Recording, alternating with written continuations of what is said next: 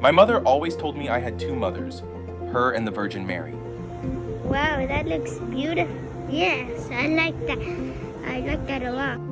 I always believed her even in times where I struggled in my faith. I believed her because of many reasons. One, she was the most loving and patient and accepting woman I had ever met. Two, she lived her life like the Virgin Mary if she had 3 children. 3, for me, you couldn't have one mother without the other, no matter how much you try. If you ask me, I had 2 mothers. They were one person. My fantastically fabulous, caring, stylish mother never left me even in my hardest of times. She was with me every time I got in trouble. Every time I caused a problem at school. Every time I had to go to court. I'll never forget many things about her even in my passing. From the time we always hung out at the recreation center, trying to stay fit and beautiful for her husband, to the first time she left me in kindergarten. She protected me always more than anyone on this mortal planet. My father worked and she took care of us. My mother never left my side. When I went to jail wrongfully, she did not want to bail me out. However, my sister Samila helped my mother and me and bailed me out of that jam so I could get things sorted out. If you don't see what I mean, let me explain.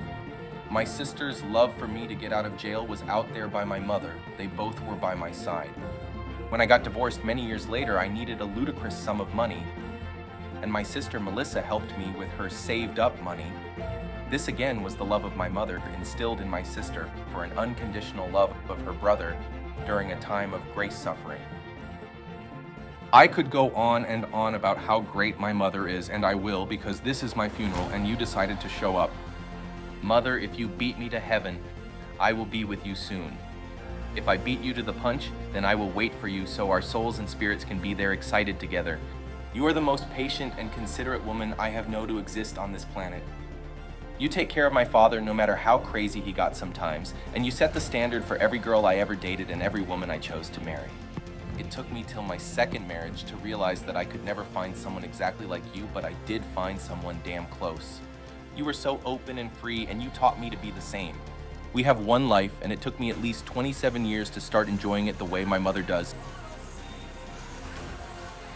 My mother was the best chef on the planet, hands down. She spent months in Greece after marrying my father just to learn from his mother how to cook his favorite dishes. In return, we got the best fusion of Greek and Mexican food, like gyros made with fajita con tzatziki, so delicious not even the Greeks could duplicate it. I can taste even in death the freshness and love in her food. I traveled the world and ate many 5-star restaurants in America, France, Germany, Greece, Spain, Mexico, and not a single place I would choose over my mother's cooking. She prayed like the most holiest martyr saint and took care of animals and plants, anyone who was alive around her who needed help or guidance, regardless if they knew her very well or not at all. She taught me how to make friends with vibrant, loud aggression and assertive energy, to never be afraid. Both my mother and my father are excellent storytellers and extremely charismatic. I luckily got that passed down to me, and because of that simple character trait, I succeeded at almost everything I tried. People liked me because I was my mother and my father. My parents not only lived the American dream, but they created a standard for all citizens and immigrants alike. My mother would have made something of herself no matter what the work threw at her. She was head president and then treasurer of the HOA when they were acting like a dictatorship, a small Mexican woman with a strong accent in a neighborhood of strong Southerns with strong opinions on a country road. She was the leader of Schoenstatt, a Catholic movement, and lead many people to grow their faith in something bigger than themselves. Every one of her friends will agree that she is the most helpful and best guide for personal life matters they have ever met. Never told you what to do, just told you what was right.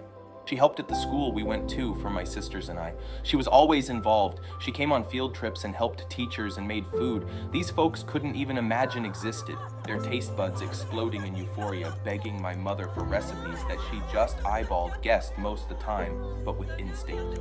She was with me every time I fell. She was with me every time I succeeded. She taught me how to play baseball by taking me to batting cages very often because she wanted to show me that in this life with God and practice, you can achieve greatness and skill. She wasn't just my best friend the majority of my life, she also was an excellent teacher. She taught Catholic Sunday school to many children who will never forget her. She was the head of stewardship at the church.